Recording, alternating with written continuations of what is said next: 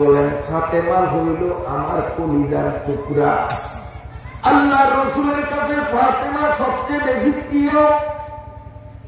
ফাতেমার চেয়ে বেশি ভালো নবীজি কাউকে বাঁচতেন না। এই বিবি ফাতেমাকে যখন বিয়ে দিবেন, কার কাছে বিয়ে দিবেন? পাত্র খোঁজে, ছেলে খোঁজে, খুঁজতে খুঁজতে খুঁজতে খুঁজতে শেষ পর্যন্ত সিদ্ধান্ত নিল আলীর ব্যাপারে। আল্লাহর নবী ফাতেমারে ডাকিয়া বলে, ফাতেমা, আলীরে চিনুনি? কেন চিনব না? সে তো আমাদের আত্মীয়, ধারের আত্মীয়। আল্লাহর নবী বলেন, ফাতেমারে তুমি জানো কিনা এই আলীর বাড়ি নাই, আলীর ঘর নাই, আলীর জায়গা নাই, জমি নাই, ব্যবসা নাই, বাণিজ্য নাই, আলীর কোন সালাম সোতার টাকা পয়সা কিচ্ছু নাই। দিন মজুর, দিন মজুর বুঝুন তো, বেয়ানে কামজার বিয়ানে টাকা নিয়ে পানিতে আসে। আলী হল দিন মজুর। আলীর কোন দুনিয়াবি সম্পদ নাই, কিন্তু আমি লক্ষ্য করিয়া দেখলাম আলীর টাকা পয়সা জায়গা যদিও কিচ্ছু নাই। আমার যুবক সাহাবীদের মধ্যে আলীর মতো ঈমানওয়ালা, আমলওয়ালা, পরহেজগার দ্বিতীয় আর একটা না। আলীর টাকা নাই কিন্তু দিনদারি আছে। তুনকাহুল মারআতু লিআরবাইন লিহাসবিহা ওয়া লিজামালিহা ওয়া লিমালিহা ওয়া লিদীনিহা ফাসফার লিযাতিদ্দীন। আমি হাদিসের ব্যাখ্যায় যাব না, প্রাসঙ্গিক বলে দিলাম। আল্লাহ নবী বলেন, ফাতেমারে আলীর জায়গা জমি টাকা পয়সা নাই, তোরে ঠিক মতো খাওয়া পড়া দিতে পারবে না, কিন্তু আলী ঈমান আর আমল তাকওয়া পরহেজগারি আলীর মধ্যে যেই পরিমাণ, এই পরিমাণ পরহেজগার কোন যুবক আমার নজরে পড়ে না। অতএব দিনের দিকে তাকাইয়া, আমলের দিকে তাকাইয়া, ঈমানের দিকে তাকাইয়া আমার কলিজার টুকরা ফাতেমা তোরে আলীর কাছে বিয়ে দিতে চাই, রাজি আছনি? হযরতে ফাতেমা জবাব দিলেন, আব্বা, দুনিয়ার জীবন ক্ষণস্থায়ী, দুনিয়ার সুখ চিরকাল থাকে না, দুনিয়ার দুঃখ চিরকাল থাকে না। দুনিয়ার সুখ শান্তি হলো ক্ষণস্থায়ী, আখিরাতের সুখ শান্তি হলো চিরস্থায়ী। আমিও জানি আলীর মতো নেককার, আলীর মতো পরেজগার, আলীর মতো আল্লাহওয়ালা কোন যুবক আর দেশ কেন সারা দুনিয়ায় খুঁজিয়া পাইবেন না। আলীর মতো দিনদার গরিব মানুষটারে যদি আমি স্বামী বানাইয়া মাসের পরে মাসও যদি উপবাস থাকি, কাপড়ের অভাবে ল্যাংটাও যদি আমার থাকতে হয়, তারপরেও এমন দিনদার স্বামীর বরকতে আল্লাহ হয়তো জান্নাতে আমাকে অনেক কিছু দিবি। আমি রাজি। আর আমরা বিয়া শাদীতে কি তালাশ করি? নামাজ পড়ে কিনা, রোজা রাখে কিনা, সুন্নত তরিকায় দাড়ি রাখছে কিনা, রমজানে রোজা রাখে কিনা, এগুলির খবর লই না। খবর লই যে জাল সাবার কয়টা আছে, মার্জালি করে না কোনো ভাগি হয়ে যায়, এ খবর নেই। তারপরে উত্তরের বিলে জমিন কত দূর আছে, বোলা ব্যবসা আসেনি, আমার মায়ের ঠিক মতো খাওয়াইতে পারবো নি, তো নামাজ পড়ে কিনা, রোজা রাখি কিনা, শরীয়ত মানে কিনা, এই খবর ভুলেও আমরা জিজ্ঞাসা করি। বেজারণই আমার কথা। বন্ধুরা, হযরত আলী আর ফাতেমার মাঝে আল্লাহর পয়গম্বর যখন বিবাহের বন্ধন যখন লাগাইয়া দিলেন, ওরা স্বামী স্ত্রী হইয়া গেল, সংসার করতে আছে। রীতিগত ভাত জোটে না, খাবার জোটে না, অনেক দিন 3 বেলার 1 বেলাও খাবার জোটে না। কিতাবের মধ্যে লেখে হযরত আলী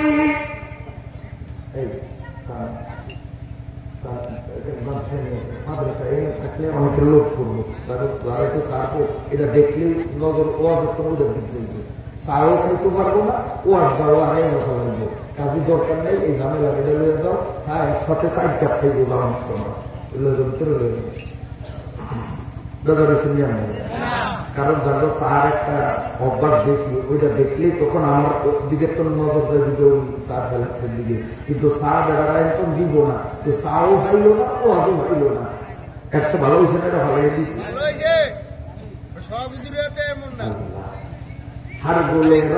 হার গোলেরা রঙ্গ বয়ে দি গাছ, এক এক ফুলের এক এক গেরাম, সব ফুলের গেরাম এক না, সব বক্তাদের তো বিহত এক না, কিছু কিছু বক্তা আছে একবারে যদি মুখোপান না দেয় হে ওয়াজ বন্ধ, কিছু কিছু বক্তা আছে কতক্ষণ পরে পরে যদি একটু চা না দেয় হেতের ওয়াজ বন্ধ।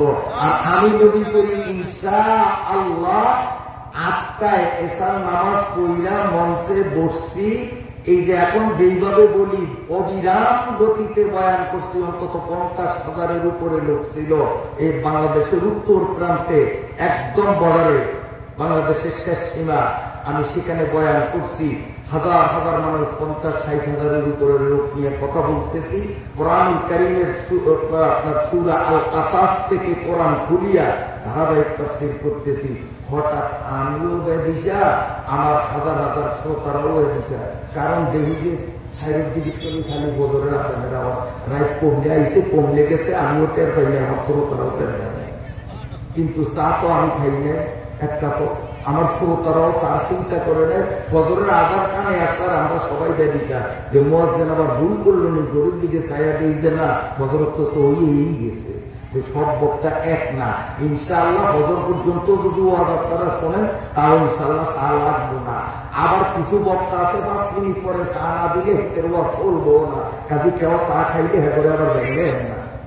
মেশিন সব এক না, কোনোটা পেট্রোল দিয়া চলে, কোনোটা ডিজেল দিয়া চলে, কেউ যেটা ডিজেল দিয়া চলবো এটার মধ্যে পেট্রোল দিলে আনবো, গাড়ি আমারটা ডিজেলে চলে, এটার মধ্যে যদি পেট্রোল ডালিয়ে দিই চলবো, আনবো, কেরোসিন দিলে চলবো, মোটেও না। কাজে আমারটা ধরেন ডিজেল, ওই গাড়িও ডিজেলের, আমি বক্তাও ডিজেলের, চাটা কিচ্ছু লাগবো না, এমনি চলবো ইনশাআল্লাহ। আমি বলতেছিলাম আমি আর ফাতেমার সংসার চলতেছে বেশ কিছুদিন ধরে, অনেক দুঃখ কষ্টে, খাবার নাই রীতিমতো, পরিমাণ মতো কাপড় নাই। হযরতে আলী কামাই করার জন্য স্ত্রীর থেকে বিদায় নিয়ে চলিয়া গেলেন, কোথায় গিয়া কোনো কামাই রোজগার করা যায় কিনা। তখনও হাসান হোসাইন দুনিয়াতে আসে নাই, ওনারা ফ্যামিলিতে সদস্য 2 জন স্বামী স্ত্রী। ফাতেমাদের বাড়িতে রাখিয়া স্বামী আলী কাজের সন্ধানে গেলেন। 1 দিন 2 দিন 3 দিন পার হইয়া গেল। এই 3টা দিনে হযরতে আলী ঘরের বাইরে, 3য় দিনে হযরতে আলী তাও কোনো কাম পাইলেন না। 1ম দিনেও না, 2য় দিনেও না, 3য় দিনেও না, কোনো কামাই নাই, তিনি উপবাস। রাস্তায় রাস্তায় ঘুরে কাজের সন্ধানে, কাজ পায় না। 3য় দিন মনের দুঃখ নিয়ে চোখ থেকে পানি ছেড়ে দিয়ে এশার নামাজেরও অনেক পরে নিশ্চিত হইলেন এখন আর কোথাও কাজ পাওয়ার কোন সম্ভাবনা নাই, কারণ এখন মানুষ ঘুমাবে। হযরত আলী মনের দুঃখ নিয়ে 3 দিন পরে রাত 10টা-11টার দিকে বাড়ি ফিরতেছেন। পথের মধ্যে একজন ইহুদির সাথে সাক্ষাৎ। ইহুদি বলে, আলী জি বলুন, আমার একটু কাজ আছে, যদি আমার এই কাজটা তুমি একটু সেরে দিতে পারো, তোমাকে এই পরিমাণ আমি গম দিব, গম। হযরতে আলী চিন্তা করলেন, তাহলে এই সুযোগটা হাতছাড়া করা ঠিক হবে না। জি আমি রাজি আছি। হযরতে আলী লোকটার কাজ করতে করতে করতে করতে প্রায় রাত 1টা-1:30 বা 2টার মতো, রাত 2টার দিকে কাজ শেষ হয়ে গেল। ওয়াদা মতো সেই গমের পোটলা আলীর হাতে যখন ইহুদি ধরাইয়া দিল, হযরতে আলী রাদিয়াল্লাহু তাআলা আনহু গমের পোটলাটা নিয়ে বাড়িতে আসলো। আমার মায়েরা কান খাড়া করিয়া শোনো, এইভাবে গমের পোটলা নিয়ে আসলো। দরজায় দাঁড়াইয়া সালাম যখন দিলেন, হযরতে আলীর সালামের আওয়াজ শুনিয়া ভিতর থেকে স্ত্রী ফাতেমা তখন প্রায় 2টা সোয়া 2টা। ফাতেমা কার পাইলেন আমার স্বামী আসছে। তিনি দরজা খুলে সালাম দিলেন, আসসালামু আলাইকুম। সালাম দিয়ে তিনি স্বামীকে বরণ করলেন। নিজের ওড়নাটা দিয়া স্বামীর মুখের ঘাম গুলো মুছতেছেন। স্বামীকে বিশ্রাম করার জন্য তার বিছানার দিকে ডাকতেছেন। একটা বারের জন্য জিজ্ঞাসা করলেন না যে স্বামী খাওয়ান কিছু আনছেননি, 3 দিন পরে আসলেন, কামাই কদ্দুর হয়েছে, এই ব্যাপারে কোনো প্রশ্ন নাই, কিচ্ছু নাই। বরং ডাকিয়া তাকে বিছনার দিকে ডাকে বিশ্রাম করার জন্য। নিজের ওড়না দিয়া ফাতেমা তার স্বামী আলীর গানগুলো মুছিয়া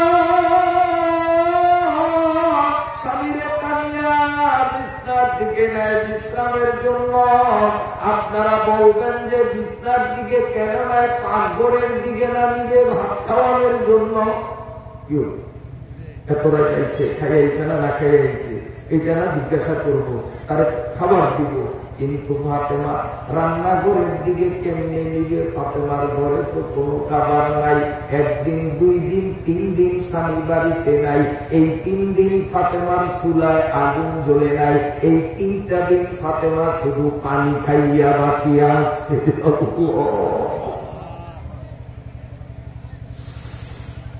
হযরতে আলী রাদিয়াল্লাহু তাআলা আনহু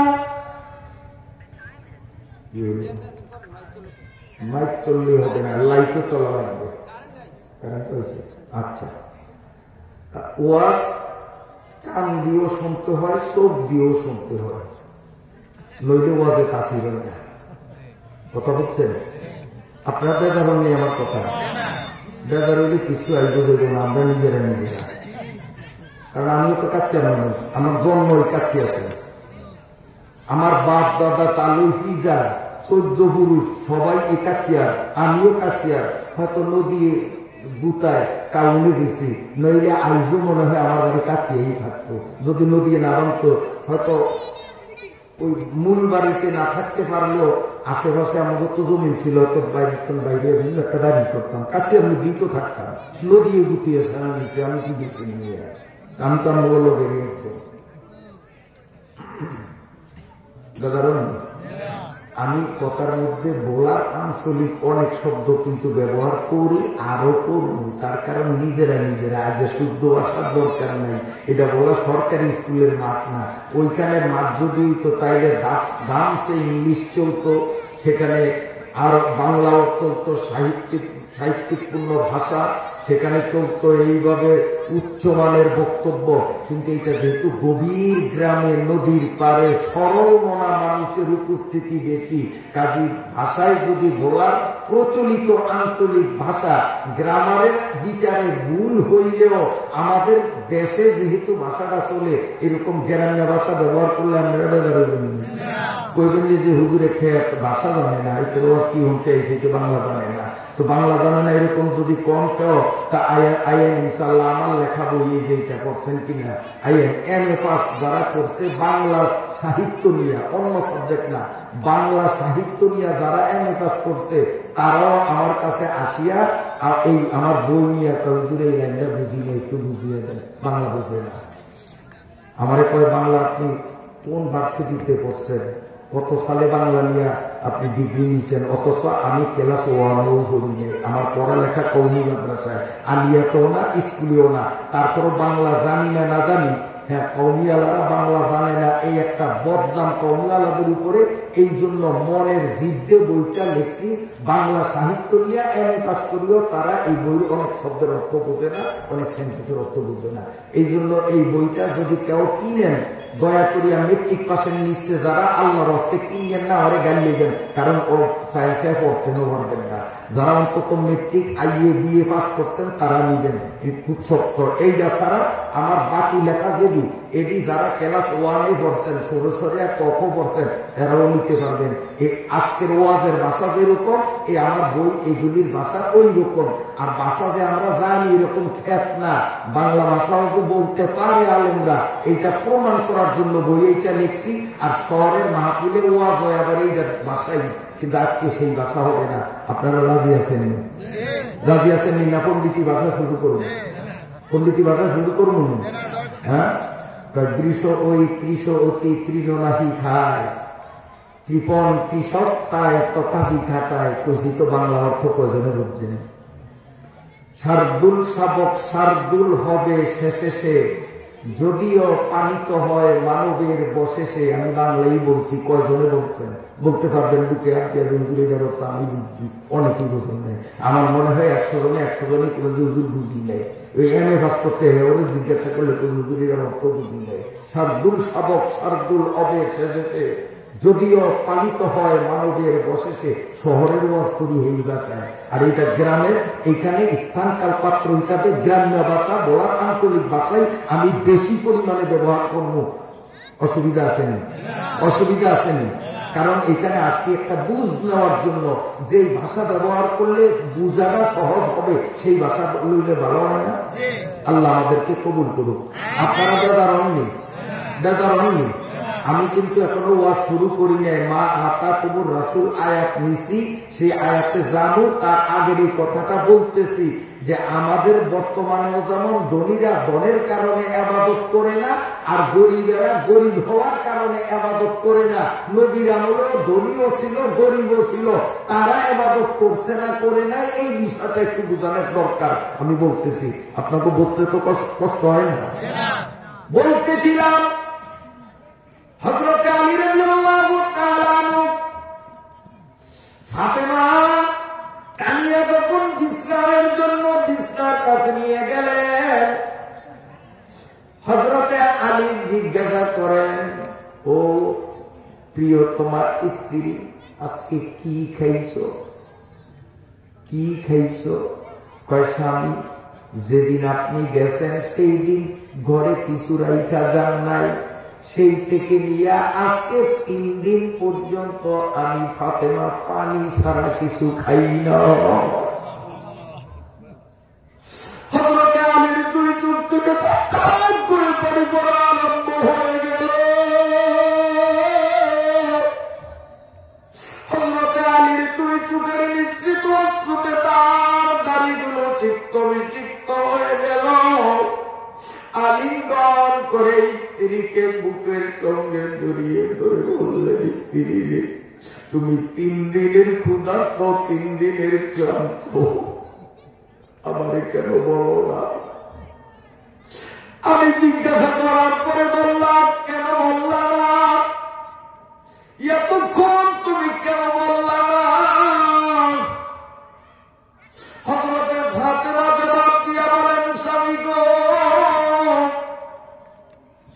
যেদিন তোমার সাথে আমার বিবাহের বন্ধন হয়, আমার বাবা আমার হাতটা তোমার হাতের উপরে তুলিয়া দেয়।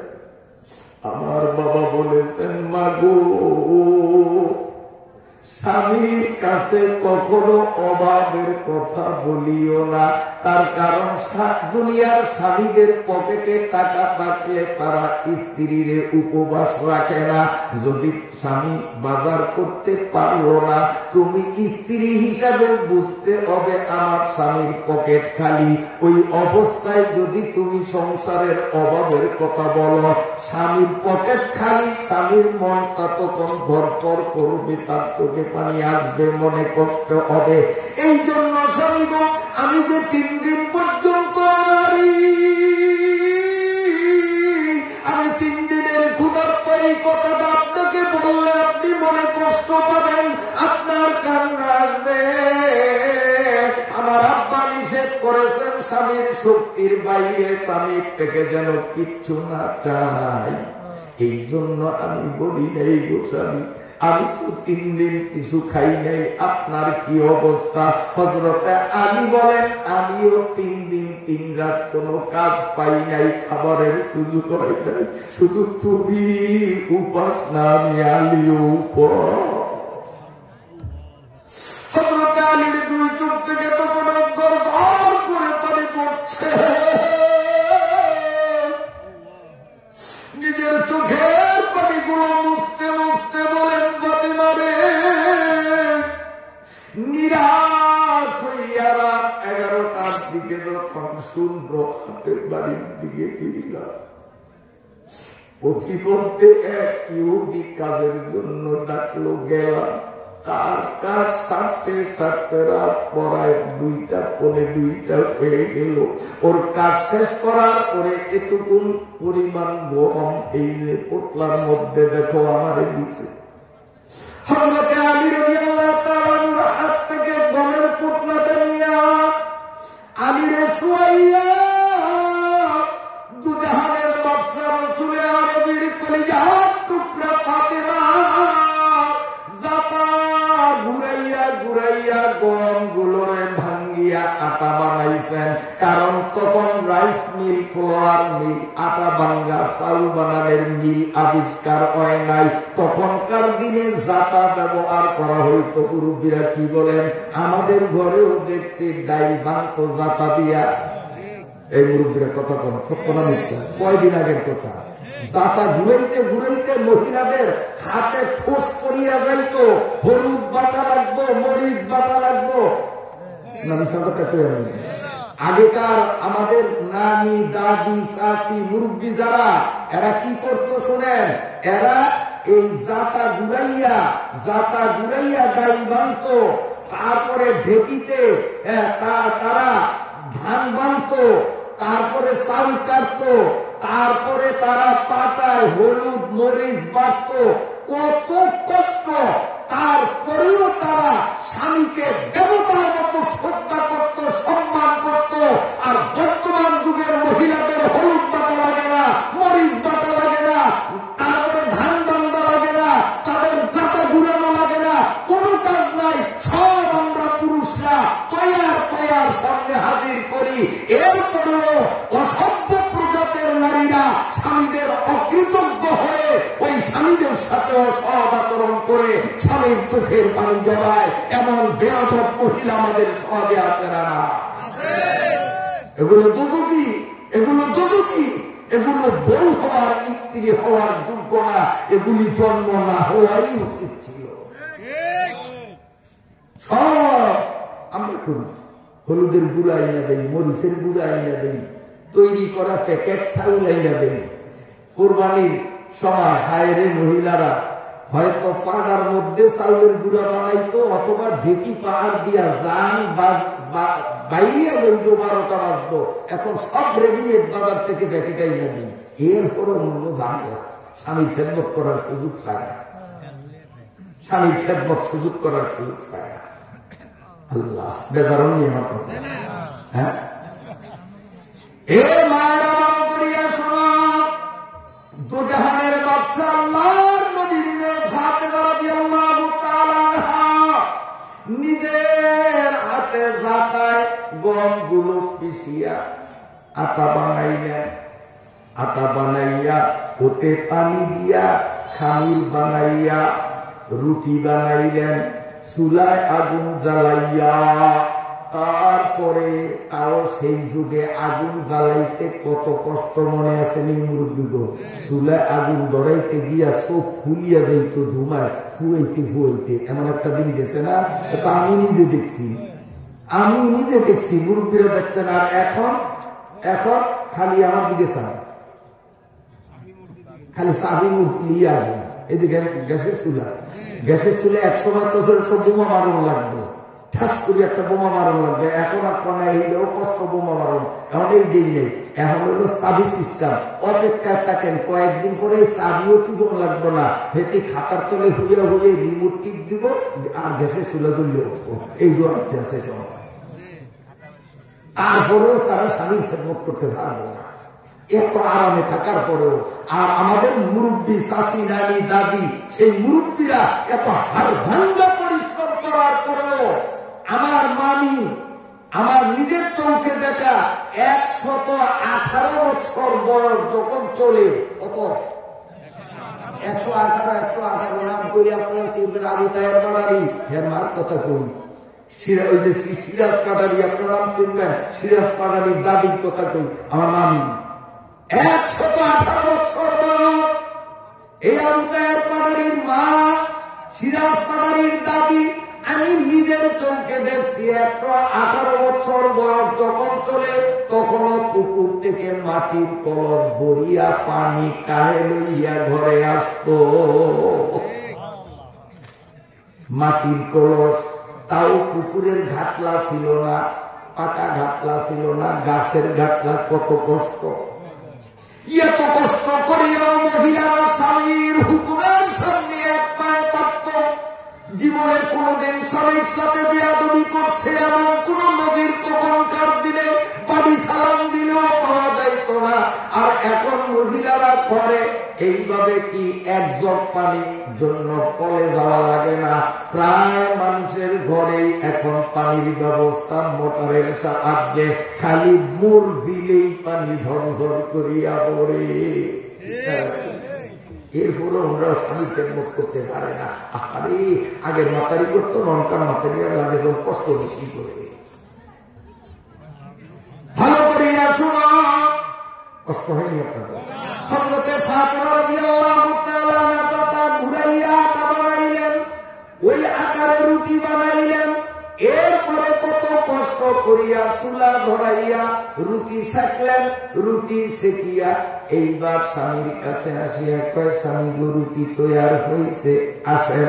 এবার দস্তরখান বিছাইয়া স্বামী স্ত্রী দুইজনে রুটি খাইয়া আল্লাহর শুকরিয়া আদায় করলেন। এরপরে স্বামীর বিরুদ্ধে বাপের বাড়িতে নালিশ হল না, স্বামীর সাথে মুখ কালাকালি হল না, স্বামীর সাথে ঝগড়া ছিল না। আর বর্তমান জমানায় দেখা যায় স্বামীরে বলছে সেওয়া জানতে, স্বামী বড় পাঙ্গাস মাছ আনছে, স্বামীরে বলছে একটা ব্লাউজ আনার জন্য, স্বামী স্ত্রীরে বেশি মহাব্বত করে এই জন্য ব্লাউজ আনছে, ছায়া আনছে, শাড়িও আনছে। কি আনে না? এত কিছু করার পরেও দেখা যায় একটু একটু হইলে স্বামীর দিকে মুখটা উল্টাইয়া কয়, তোর মতো কপাল পরার সংসারে আসিয়া শান্তি জীবনে দেখি না।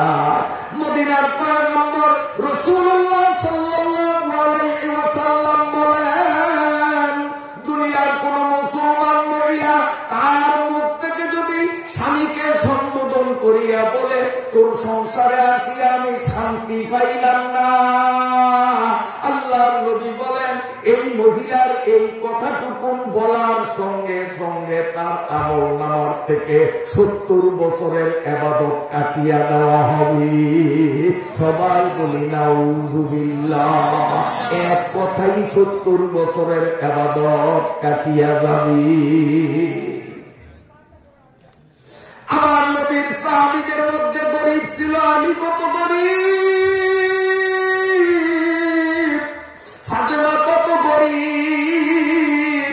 জীবনে ফাতেমার এক ওয়াক্ত নামাজ কাজা হয় নাই, জীবনে আলীর এক ওয়াক্ত তাকবীরে উলাও ছোটে নাই। ও কাচিয়ার গরিবরা এবার বুকে হাত দিয়া কি বলতে পারবেন আপনারা আলীর মতো গরিব বা তার থেকেও গরিব, যার কারণে ইবাদত করতে পারেন না? হযরতে আলী এত গরিব হওয়া সত্ত্বেও তার নামাজের তাকবীরে উলাও ছোটে না। আরেকজন সাহাবীর কথা মনে পড়ছে, কমনি এই হাদিসের কথা। একজন সাহাবীর কথা, নাম হইল তলহা। বলেন কি নাম? তলহা। এই নামটা অনেকে জানে না, হুজুররা জানে, আমরা গ্রামের মানুষের, কারণ এই নামটা হুজুরদের কাছে প্রসিদ্ধ, পাবলিকের কাছে অপ্রসিদ্ধ। নাম কি? আর কোন? সবাই বলেন তলহা। এবার মনে থাকবো, বারবার বলাইছি যাতে আবার কথাটা বলতে পারেন আপনারা। বলেন তো কি নাম? তলহা। হযরত তলহা রাদিয়াল্লাহু তাআলা আনহুর বিরুদ্ধে ওসমান গনি রাদিয়াল্লাহু তাআলা আনহু নবীজির আদালতে মামলা দিছে। ওই ভালো করিয়া শুনিয়েন, ভালো করিয়া শুনিয়েন। মামলাটা কি? ওসমান রাদিয়াল্লাহু তাআলা আনহু নবীজির কাছে যাইয়া কয়, ও নবী, আপনি ফজরের নামাজের পরে কি সুন্দর ওয়াজ করেন, কোরআনের আয়াত শুনান, আপনার মূল্যবান হাদিসগুলি শুনান, আমরা জমিয়া বসিয়া আপনার বয়ান শুনি, কোরআন হাদিসের আলোচনা শুনি, আপনার খোরাক হয়। কিন্তু আমি লক্ষ্য করছি, আজকেও দেখছি, গতকালও দেখছি, পরশুও দেখছি, এর আগের কথা বলতে পারি না, লক্ষ্য করি নাই, তবে পরপর এই 3 দিন আমি লক্ষ্য করছি আপনার আদরের সাহাবী তলহা ফজরের নামাজের সালাম আপনি কতক্ষণে ফিরেইবেন, আর এই বেড়ায় বাড়ির যাইব খালি অপেক্ষায় থাকে। আপনি আসসালামু আলাইকুম রাহমাতুল্লাহ, আসসালামু আলাইকুম রাহমাতুল্লাহ বলার পরে 1 সেকেন্ডও বসে না, বাড়ির দিকে দৌড় দিয়া যাই দিয়া এই বেড়ায় আপনার ওয়াজের গুরুত্ব দেয় না। আপনার ওয়াজে কেন বসে না, আমি তার বিরুদ্ধে মামলা দিলাম, আপনি এর অ্যাকশন নিতে হবে, বিচার করতে হবে। আপনার ওয়াজের প্রতি তার কেন গুরুত্ব নাই, কেন সে ওয়াজে বসে না?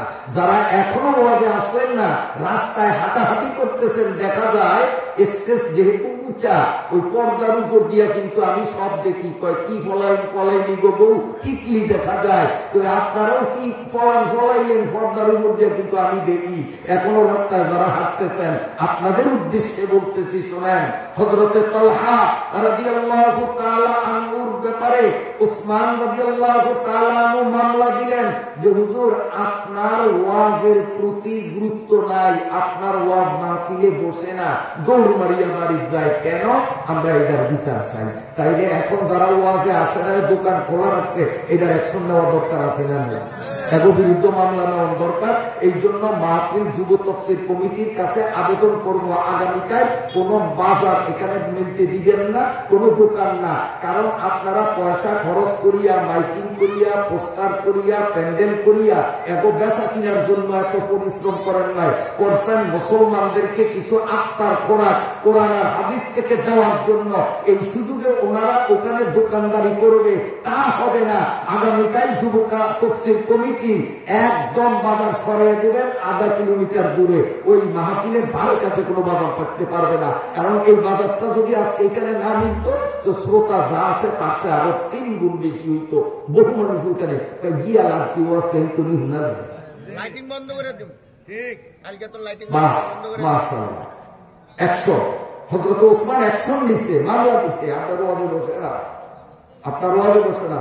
নবীজি তৌহিদ করছে, আমি তলহারে এত মহব্বত করি, এত ভালো জানি, আর তলহা আমার ওয়াজ মাহফিলে বসে না। নবীর মনে ব্যথা লাগার কথা না, মনে লাগছে। লাগার পরে নবী বলেন, শোনো এই সাহাবীরা, আমি তো মামলা পাইছি, মামলা লইছি, তবে একতরফা কথা শুনিয়া ফয়সালা দেওয়া যায় না। 2 তরফা কথা শোনা লাগে না?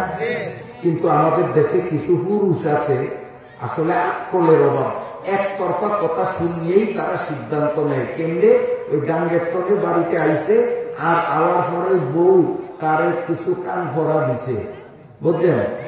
কানের কাছে ফুসফুস করিয়া হাওড়ের বিরুদ্ধে 2-4 আওয়ার কইছে। আসেনি এরকম? এরকম বউ নাই আমার কাছে, নাই না। গাঙ্গের থেকে, নদীর থেকে স্বামী বাড়িতে আইসে, জামাটা খুললেও সারে নেয়, কানের কাছে যাইয়ে ফিস ফিস করিয়া হাসা মিশা শাশুড়ির নামে 1 সূরা কইয়া দিল।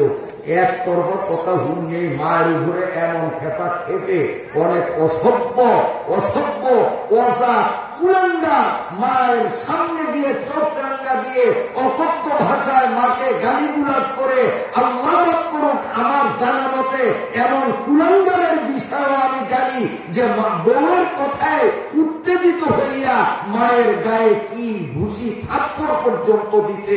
জোরে কোন নাউযুবিল্লাহ। এগুলি মানুষ না, মানুষ রূপী শয়তান। একতরফা কথা শুনিয়া, বউ কথা শুনিয়ে মায়ের উপরে খেপছে।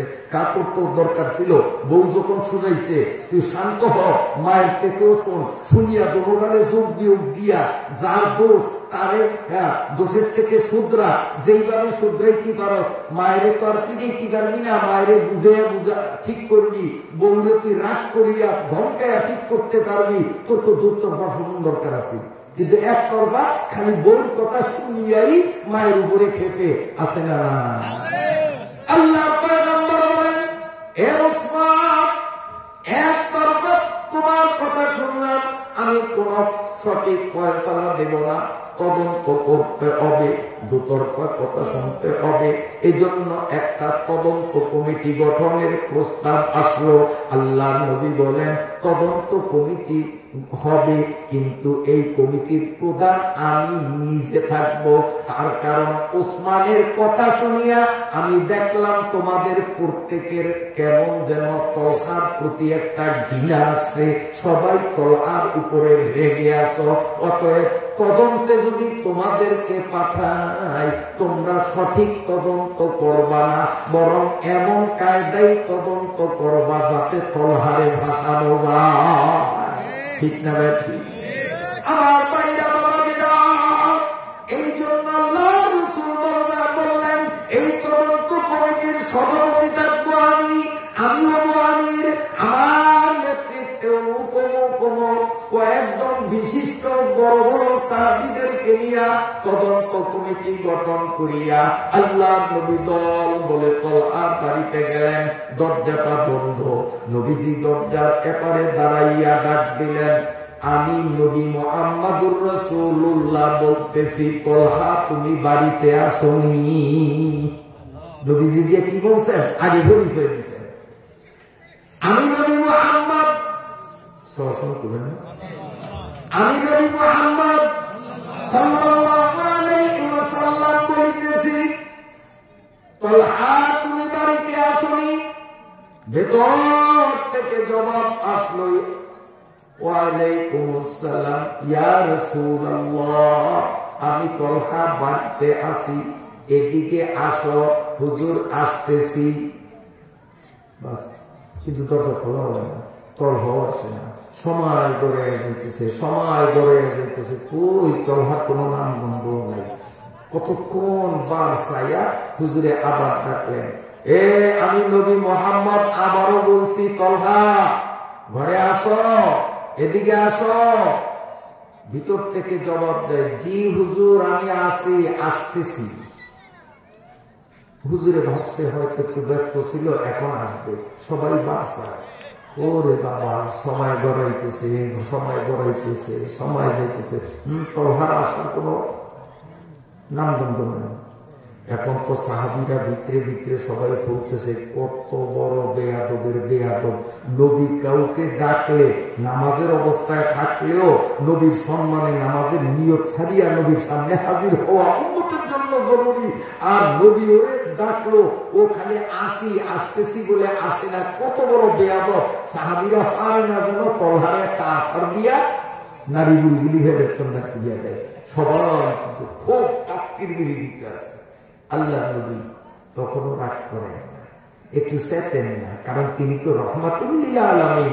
তিনি কি করলেন, বার চাইতে চাইতে চাইতে চাইতে অনেক পরে আবার ডাক দিলেন, কিরে তলহা আসবি না? জি হুজুর আসতেছি। কিন্তু কোন তাও আসে না। জি হুজুর আসতেছি, আসে না। এখন মেজাজটা কেমন?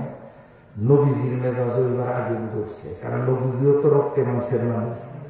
একবার দুইবার তিনবার কয়বার সহ্য করুন, যখন হুজুরও বলছে এত বেয়াদব, এত বড় অসভ্য, আমি ডাকতেছি, খালিকে আসতেছি, হুজুর আসতেছি, ওই আসে না। এখন হুজুরও বসায়, তারপরে ফুলিয়া যাইতে আছে। আর সাহাবিক অবস্থা তো একবারে বেকায়দা। এরপরে ওমর রাদিয়াল্লাহু তাআলা আনহু কয়, এতে একটু সালাক মানুষ তো, ওমর সালাক না?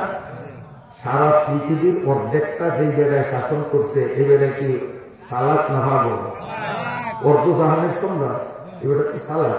এই বেড়ায় মনে মনে চিন্তা করছে, বুঝছি ওসমানে যে এতে বিরুদ্ধে মামলা দিছে, এতে টের পাইছে, এই কথায় দুয়ারও খোলে না, আইয়েও না, কারণ আইলে তো ধরা খাইব, সাজা হইব। এই জন্য ফিস দূর দিয়ে আবার ফলায়নি। এইটা দেখার জন্য ওমর রাদিয়াল্লাহু তাআলা কেউ কিচ্ছু না বলিয়া উনি আস্তে ঘরে ফিসে গেছে, যে হিন্দে যদি ফলায় খপ করিয়া ধরুন, ফিসে গেছে। ফিসে যাইয়া 1 সেকেন্ড দেরি করলো না, এখান থেকে আসছে চেহারা দুইটা, চেহারা লাল, চোখ দুইটা অগ্নি শর্মা, চোখ দিয়া পানি পড়ে আসছে। হুজুর আসছেন এক মামলার তদন্ত করার জন্য, যেই মামলা কে করছে আর কয় না। ও আমি যদি ভুলে যাচ্ছি কালকে মনে রাখবেন কেমনি, কে মামলা করছে, কে বাদী হল ওসমান। আইসেন এক মামলার তদন্তে, যেটা ওসমান করছে। এখন কিন্তু ওই আরেক মামলার আসামি আমি, ওরে ওর বিরুদ্ধে মামলা দিই। আবার কি জানালা, কি হয়েছে? হুজুর প্রহার বিরুদ্ধে মামলা হলো মানবাধিকার লঙ্ঘন, শিশু নির্যাতন। মানবাধিকার লঙ্ঘন, শিশু নির্যাতন মতো জঘন্য অপরাধে সে যুক্ত, আমি তার বিরুদ্ধে মামলা। হুজুরকে বুঝি নাই, ক্লিয়ার কর। হুজুর এই তলহার ছোট্ট না বলে পোলা, গায়ে নাই কোনো কাপড়, পায়জামা নাই, তারপরে জামা নাই, গেঞ্জি নাই, শীতে ঠকঠক করে শরীরটা বরফের মতো হইয়া গেছে। উডানের কিনারে, ওর ঘরের সামনে উডানের কিনারে একটা গাছের সাথে মোড়া রশি দিয়া মাজায় ওর গাছের সাথে বাঁধিয়ে রাখছে। এই শীতের মধ্যে ঠকঠক করিয়া কাঁপতেছে, আর মা মা করিয়া বলায়, আব্বা আব্বা করিয়া বলায়। এই দুষ্ট মাও ওরে নেয় না, ওই বাপও নেয় না।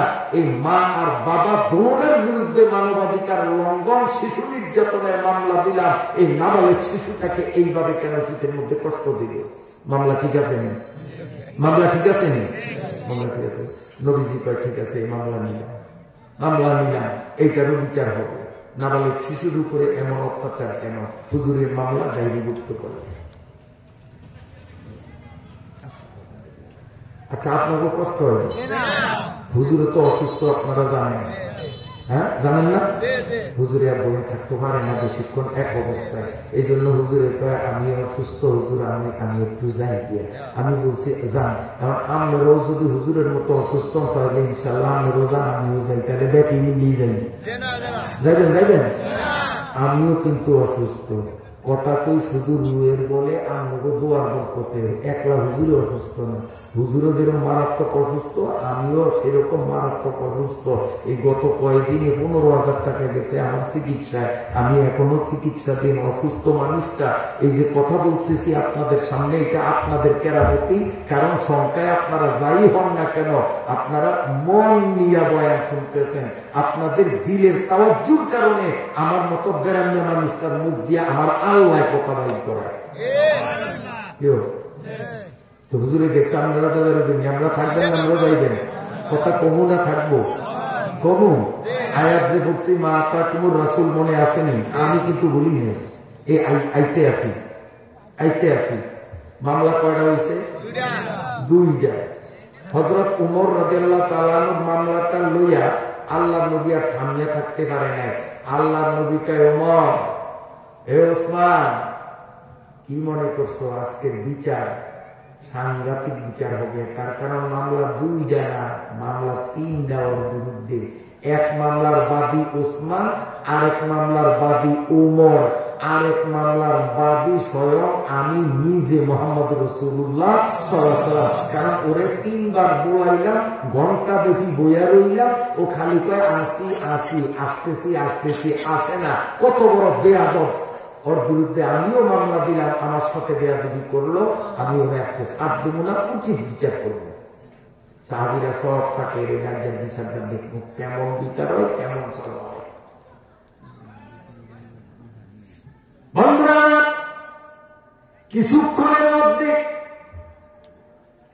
হযরত তালহা রাদিয়াল্লাহু তাআলা দরজাটা খুলিয়া আসসালামু আলাইকুম ইয়া রাসূলুল্লাহ বলে নবীজির সামনে এসে হাজির। আল্লাহর নবী বলেন, ওয়া আলাইকুম আসসালাম। তালহা রে তোমার বিরুদ্ধে উসমানের করা একটা মামলার তদন্তে আসলাম, এখন তুমি একে একে 3 মামলায় ফাঁসিয়া গেলা। এক মামলার বাদী উসমান, আরেক মামলার বাদী উমর, আরেক মামলার বাদী আমি মুহাম্মদ। 3 মামলার কৈফিয়ত দেওয়া লাগবে, জবাব দেওয়া লাগবে। আজকে কিন্তু তোমাকে সারি করা হবে না। কোন মামলার জবাব, কোন এক মামলার জবাব থেকে তোমাকে খারাপ দেওয়া হবে না। হযরতে তালহা রাদিয়াল্লাহু তাআলা আনহু বলেন, ইয়া রাসূলুল্লাহ, আমার বিরুদ্ধে 3টা মামলা, কোন মামলার জবাব আগে দিব আপনি বলেন, আমি শুরু করি, কোনটার জবাব আগে দেব? আল্লাহ পাকের নবী সাল্লাল্লাহু আলাইহি ওয়াসাল্লাম বললেন, তাহলে আমি মুহাম্মাদুর রাসূলুল্লাহর মামলাই হইল বড় মামলা, কারণ বাদী আমি, অতএব এইটার জেরা আগে হওয়া দরকার। কি কর? আমি বাদী হইয়া তোমার বিরুদ্ধে মামলা দিলাম, কেন তুমি আমার কষ্ট দিলা? জি হুজুর আসি, আসতেছি, কিন্তু আসলা না, এমন বেয়াদবি আমার সাথে কেন করলা? কৈফিয়ত দেওয়া লাগবে। হযরতে তালহার 2 চোখ থেকে টপ টপ টপ টপ করে পানি পড়া আরম্ভ হয়ে গেল। তালহা কান্দে আর বলে, ইয়া রাসূলুল্লাহ,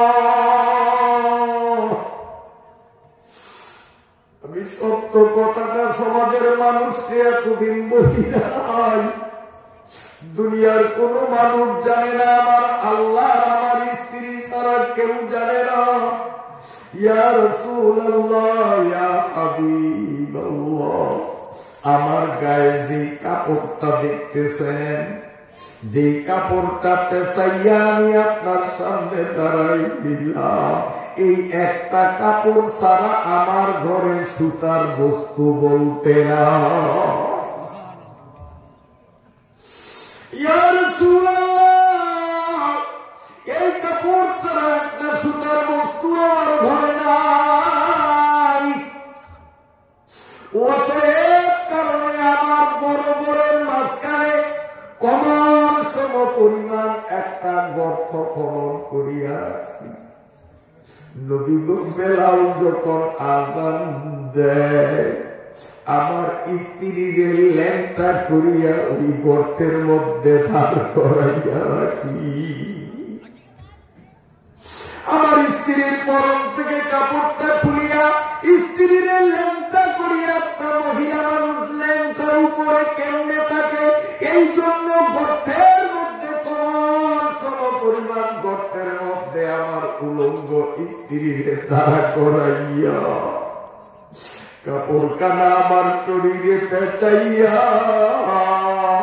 মসজিদে নববীতে আপনার পেছনে তাকবীরে উলার সাথে 5 ওয়াক্ত নামাজ পড়ি। ইয়া রাসূলুল্লাহ, নামাজ শেষে আমি বাড়িতে যাই, আমি কাপড় খুলিয়া ল্যাংটা হইয়া গর্তের মধ্যে নামি, আমার বউরে গর্তের থেকে উঠাই, কাপড় দ্বারা তার শরীরটারে ঢাকিয়া তখন আল্লাহর ফরজ নামাজ আদায় করি।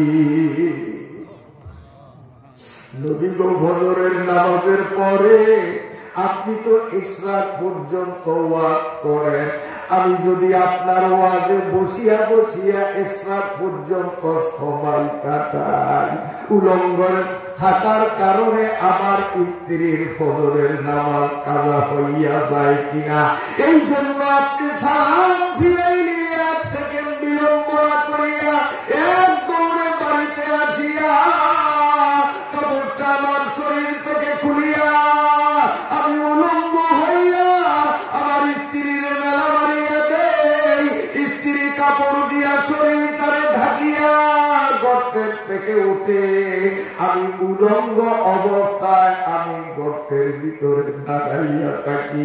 ওগো নবী, আপনি আমারে যতক্ষণ ডাকছেন ততক্ষণ আমার বউ ফজরের নামাজে মগ্ন ছিল, আমি উলঙ্গ গর্তের মধ্যে দাঁড়ানো। ইয়া রাসূলুল্লাহ, ল্যাংটা অবস্থায় আপনার সামনে আসার শক্তি আমার না। ও জামানা থে মুআজ্জাবা মিলে কুরআন, ও জামানা থে মুআজ্জাল আমিলে কুরআন কর, और तुम खार जलील बन रहे हो तारके कुरआन का। ওই জমানার মানুষগুলো বলেন তো আমাদের থেকে কম গরিব ছিল, আমরা মনে হয় তলহার থেকে বেশি গরিব, তলহার থেকে বেশি গরিব, যার কারণে এলাকার অনেকে ওয়াজে আসতে পারে নাই। তার কারণ ল্যাংটা ওয়াজে কেমনে আসবে? তলহাট থেকে গরিব, ও বাড়িতে ল্যাংটা, ওর বউ কাপড় পরা আছে, ল্যাংটা থাকার কারণে মনে হয় মাহফিলে আসতে পারে না। যেই মুসলমান তলহার মতো ল্যাংটা না রে বাবা, তোর পরনে যদি লঙ্গি পায়জামা প্যান্ট যদি থাকিয়া থাকে, ও মুসলমান তোর হাতে ধরে পায়ে ধরি, আর এক সেকেন্ড দেরি করবি না, দোকানে থাকবি না, বাড়িতে থাকবি না, রাস্তায় থাকবি না। যদি পরনে কাপড় থাকিয়াই থাকে, তলহার মতো যদি ল্যাংটা না থাকো, তাড়াতাড়ি ময়দানে চলিয়ে আসো। আর তলহার মতো ল্যাংটা থাকার কারণে যারা আসলা না, তোমাদের উপরে আমার কোনো আক্ষেপ থাকবে না। আমার মনে হয় কাকিয়ার মানুষগুলো তলহার চেয়েও গরিব। ল্যাংটা কেমনি ঘুমা দিল, কাপড় নাই, নইলে ময়দানের এই অবস্থা কেন? এত বড় প্যান্ডেল, এত বড় প্যান্ডেল, রাস্তায় এখনো মানুষ দেখা যায়। কষ্ট হয় আমার কথা, কষ্ট পান, কষ্ট পান আমার কথা বলবো না, শেষ করবো। হযরত রাসূলুল্লাহ সাল্লাল্লাহু আলাইহি ওয়াসাল্লাম দুই চোখের পানি ছেড়ে কাঁদেন। আমার নবী তলহাকে বুকের সঙ্গে জড়াইয়া আমার নবী বলেন, ও উসমান, কি বিচার করব? উসমান রাদিয়াল্লাহু তাআলা আনহু তলহার পাও ধরিয়া কয়, ভাইজান, আমি তোমার উপরে কুধারণা পোষণ কেন করলাম? তুমি তোমার মনে নবীর ওয়াজের গুরুত্ব নাই, এই বলিয়া তোমার বিরুদ্ধে মামলা দিলাম। তোমার প্রতি আমি কুধারণা কেন পোষণ করলাম? তুমি যে এত বড় দরিদ্র অবস্থায় জীবনে কোনদিন আমাদের বুঝতে দিলা না, দয়া করিয়া আমারে মাফ করিয়া দাও। আমার মামলার কাতারে রইল না।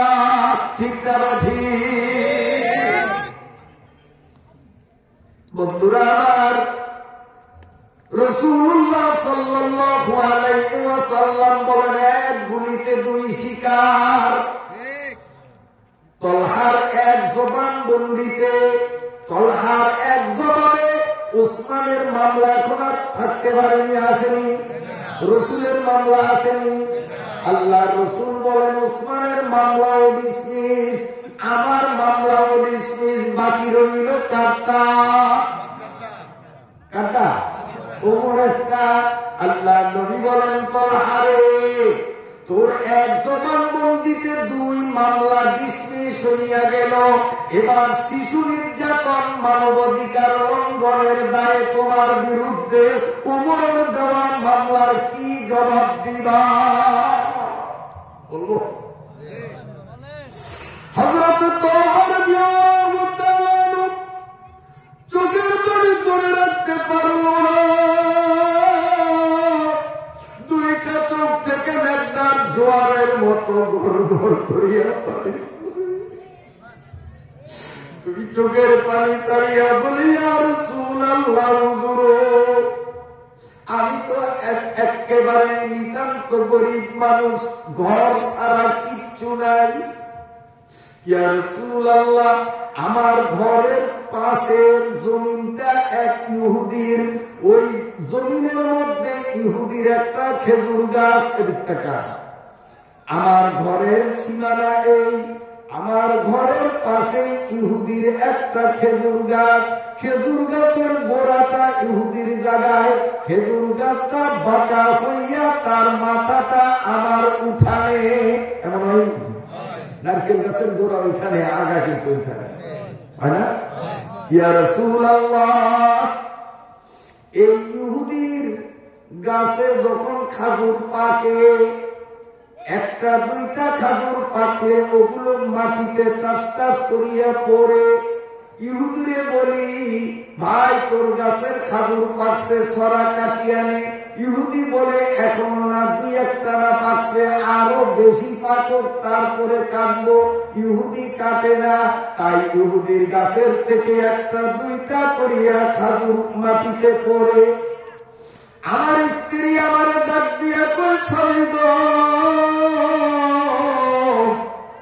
আমার ল্যাংটা করিয়া ঘরের মাঝখানের গর্তের মধ্যে দাঁড় করাইয়া আমার পরনের কাপড় তুমি নিজে পরিয়া নদীর পিছনে ফজরের নামাজে রওনা দিলা। আমাদের ছোট্ট পোলাটা 3 দিনের উপবাস, 3 দিন আমাদের চুলায় আগুন জ্বলেনি, ক্ষুধায় কাতর। এই নাবালের পোলাটা তো উঠানে নামিয়া ইহুদির গাছের ঝরা খেজুর গুলো কুড়াইয়া খাইলে। কিয়ামতের আদালতে আল্লাহ যদি পরের হকের মামলায় আমারে তোমারে ফাঁসাইয়া দেয়, তোমার পোলায় কেন ইহুদির গাছের খাজুর খাইল, সেই দিন তো আমরা জাহান্নাম ছাড়া পথ পাবো না। এখন তোমার পোলারে কি করবা? ইয়া রাসূলুল্লাহ, ইয়া হাবিবাল্লাহ, ছেলে বাড়িতে রাখিয়া গেলে পরের হক নষ্ট হবে। আমার স্ত্রীর কথাটা আমার কাছে যুক্তে যুক্ত মনে হইল, তাই ছোট্ট শিশুটা যার পরনে হাত প্যান্ট নাই, পায়জামা নাই, গেঞ্জি নাই, জামা নাই, আমি গরিব মানুষ, এই শুনলেনটা উলঙ্গ শিশুটারে কোলে নিয়া আমি মসজিদের দিকে রওনা দিলাম। মনে মনে নিয়ত, কত নাবালেক বাচ্চা কাতারের পাশে করে বসাইয়া আমি আপনার পিছনে নামাজ পড়ব, আবার ওরে কোলে করিয়া আমি বাড়িতে নিয়ে আসবো।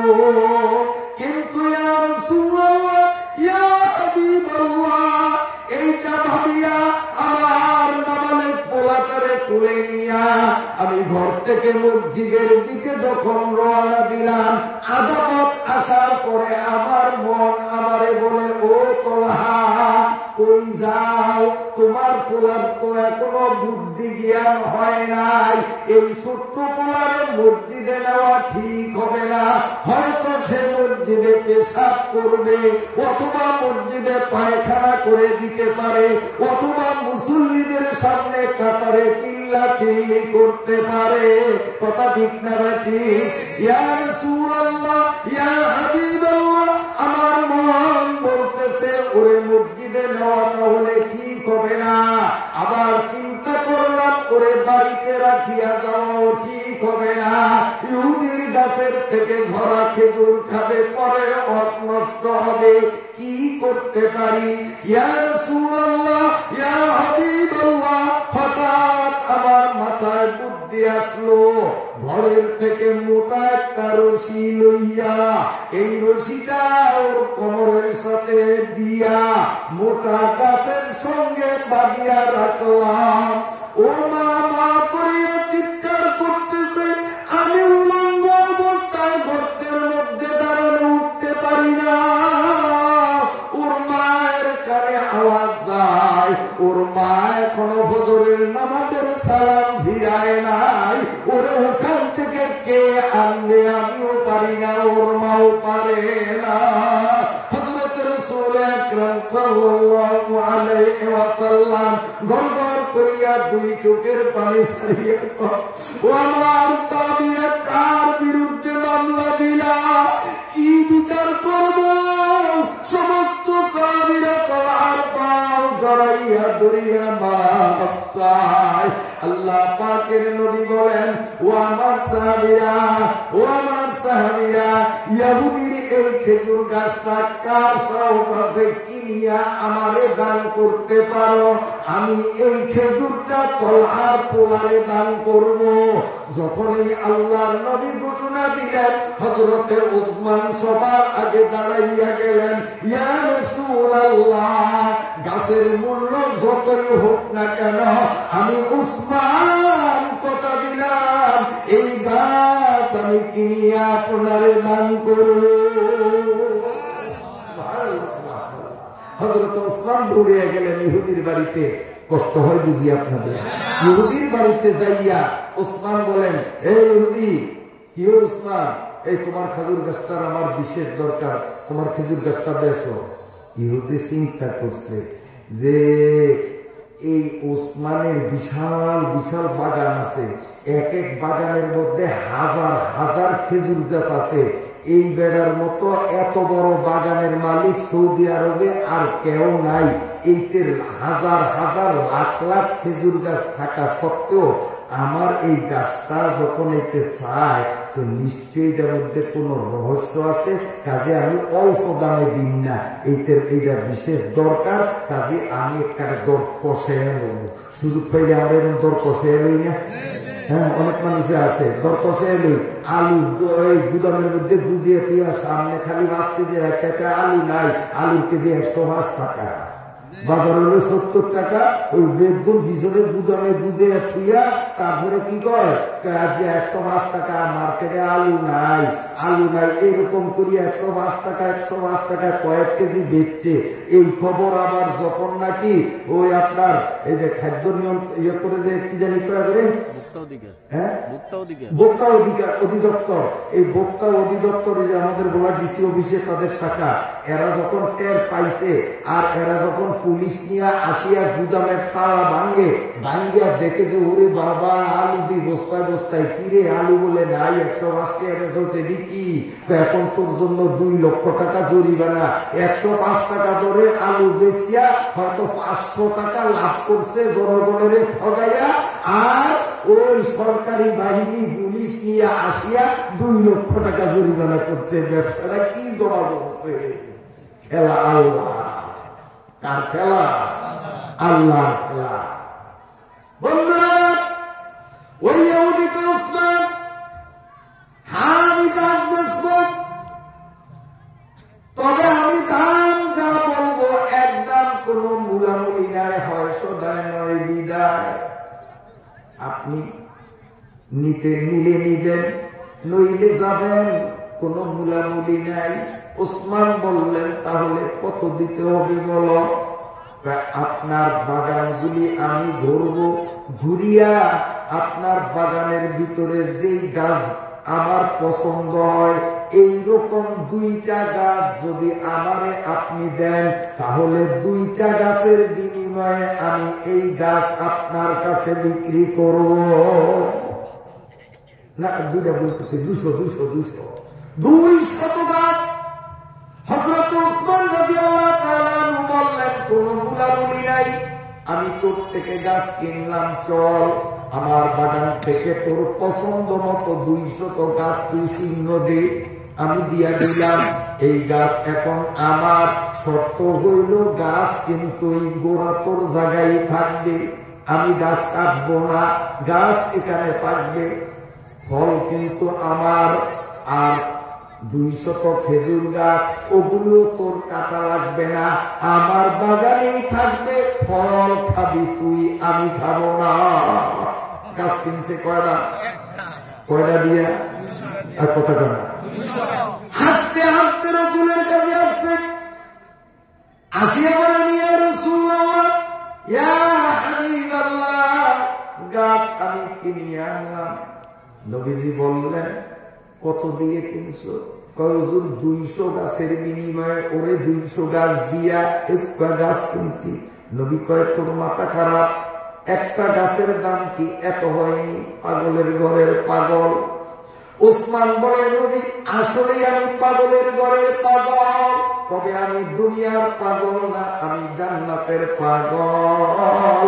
তার কারণ অসহায় গরিব মিসকিন আলেম ওলামা মসজিদ মাদ্রাসা ওয়াজ মাহফিল তাফসীর মাহফিলে যদি দান করে ওই মানুষগুলো জান্নাতের পাগল, ওই মানুষগুলো আল্লাহর পাগল। আমি আল্লাহর পাগল হইয়া জান্নাতের পাগল হইয়া 200 গাছের বিনিময়ে একটা গাছ কিনছি। আমি আপনারে বলি, ইহুদি যদি আমারে বলতো উসমান রে আপনার যত লক্ষ খেজুর গাছ সব আমাকে দিলে আমি এই গাছ দিব, এমন দাবি করলেও আমার লক্ষ লক্ষ গাছ দিয়া হইলেও আমি এই গাছ কিনতে ভুল করতাম না। जिस दिल में इश्क मोहम्मद नहीं वो दिल ही नहीं, जिस दिल में इश्क मोहम्मद नहीं वो दिल ही नहीं। लाखों मोमिन हो मगर ईमान में कामिल नहीं। যার দিলে নবী মুহাম্মদের মহব্বত নাই সে মুসলমানের কাতারে নাই। ঠিক দাঁড়াইছে আল্লাহর নবীর প্রেমে পড়িয়া উসমান বলে, নবী আমার সমস্ত গাছ দাবি করলে সব গাছ দিয়ে হলেও আমি গাছটা কিনতাম, এখন 200 দাবি করছে 200 দিছি, গাছ কিনছি নবী আমি আপনারে দান করলাম। আল্লাহ নবী বললেন, তলহা রে এই গাছ আমি তোর পোলারে আমি দান করিয়া দিলাম, যা যা বাড়িতে যা তাড়াতাড়ি গাছের খাজুর খাওয়াইয়া পোলারে ঠান্ডা কর।